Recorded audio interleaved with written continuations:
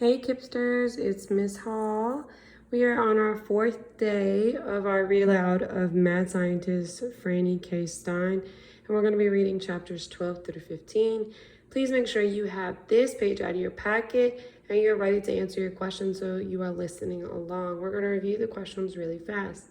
Our first question is going to be, what trouble did Franny run into when she got into Igor's stomach? Our second question is, if you were Franny, what would you do in this time of trouble? You're going to be writing the questions, your answers, at the bottom, and then drawing a picture to match your answer. So let's get started. We're starting with chapter 12. Your stomach is bothering me. The contents of Ignor's stomach were truly a disgusting spectacle to behold. As Franny floated around on a wad of donuts, she saw grapes, pizza chunks, and bites of hot dog churning around in a sea of partially digested gunk.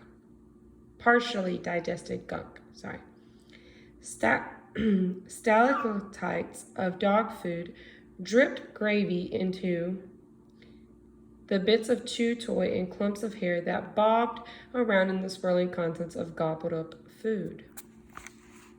Franny could see all sorts of odd things that Igor had swallowed, including what was probably part of a shoelace and the tiny foot of a plastic doll. She couldn't see the doomsday device anywhere. She thought it might be below the surface. Last one is a rotten egg, she said. Just a rotten egg floated past.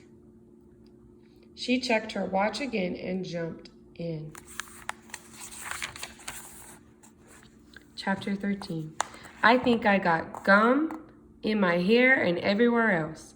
Franny was running out of time. If she didn't find the device quickly, that would be the end of her and Igor, and her lab, and a gigantic chunk of planet Earth. Franny thought, sometimes I wonder if I should just stop building these sorts of horribly destructive things in the first place. Franny laughed a little. Yeah, right, she said. And then she spotted it, the doomsday device, bobbing next to a piece of peanut brittle. It had floated up to the surface and was ticking down the seconds until it would explode. Franny swam toward it as fast as she could, paying no attention to the particular pink strands that swayed between her and the bomb.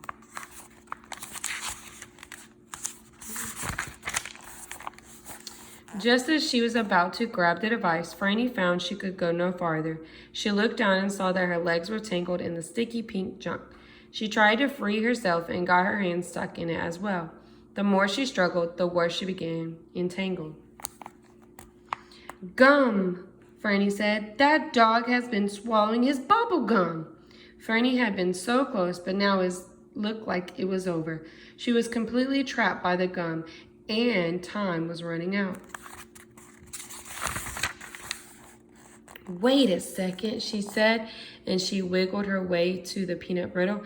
These edges are almost like broken glass. She rubbed the strands of gum and up and down the edge of the peanut brittle and began cutting and slicing until she was free. Slice. She grabbed the doomsday device and pulled out her screwdriver. You can't stop a mad scientist with a little gum, she said. Chapter 14. But you can stop one with a little screwdriver.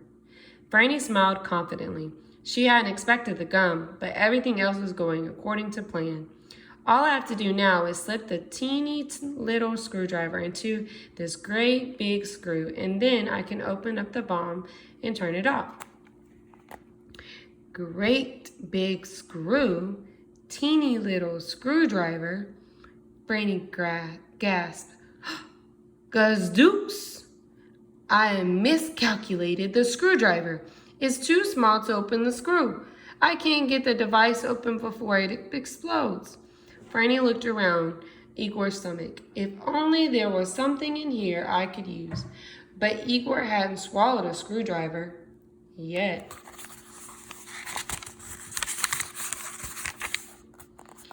The walkie-talkie, Franny said. I'll just tell Igor to swallow a screwdriver.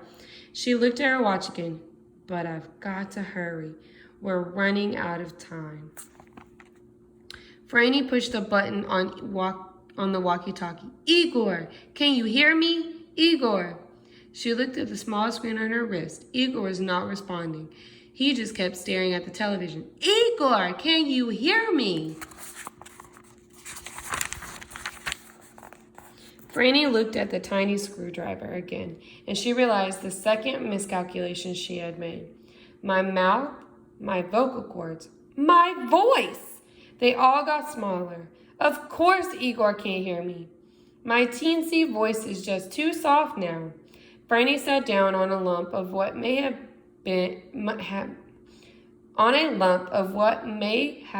once been a pancake. Gooey, yes, but actually kind of comfy. Let's see now. Trapped in dog's stomach. No way to radio for help. Bomb going off any minute. Even if Igor were to lie down on his own, I still could never roll the bomb out in time. Think, Franny, think. Chapter 15.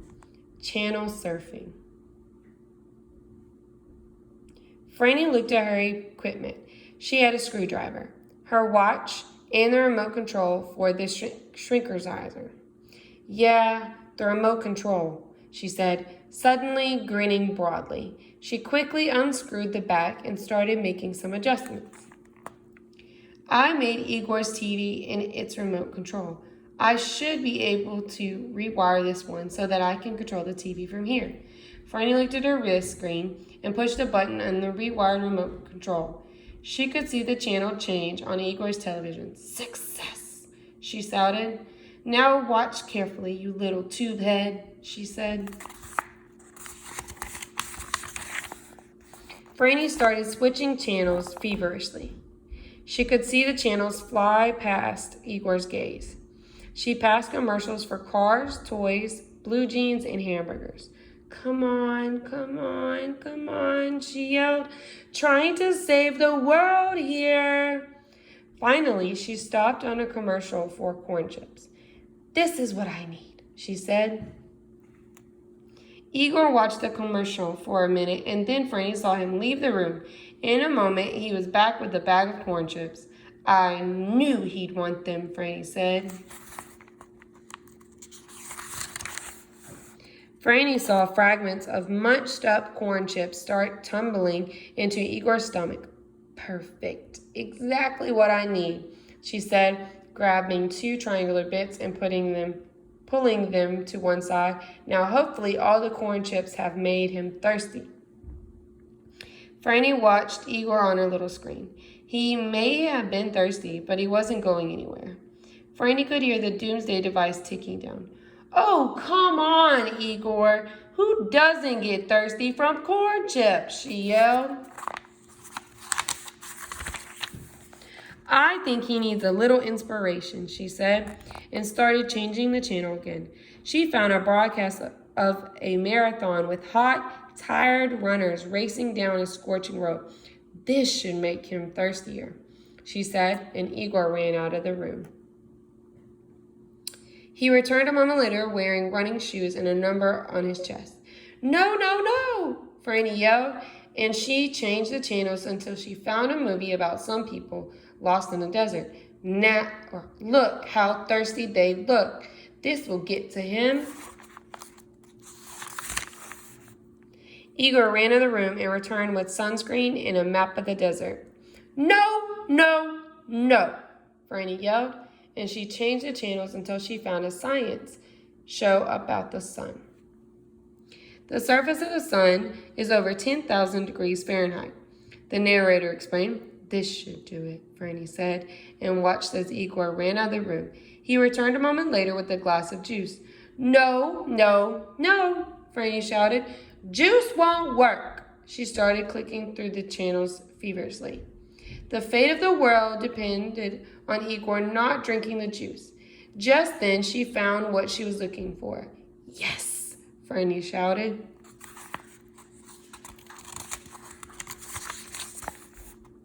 Igor stopped with the glass just inches from his mouth to have a look at the root beer commercial Franny had switched to. Igor watched the kids pouring the sparkling cold root beer into tall glasses. His eyes widened while they enjoyed big gulps of the delicious icy soda.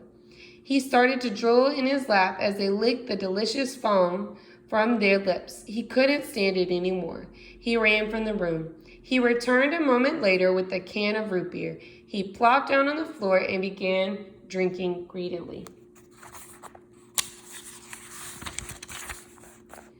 Fizzy, not root beer, started pouring into Igor's stomach. Yahoo! Franny yelled. Success!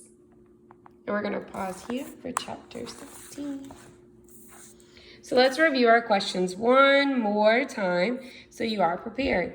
So remember, you are going to be answering our questions on the bottom. The first one is, what trouble did Franny run into when she got to Igor's stomach?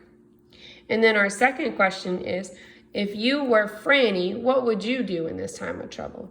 So think about, if you are put in this situation, how would you respond? Make sure to answer your questions here and draw a picture that goes along with your answer.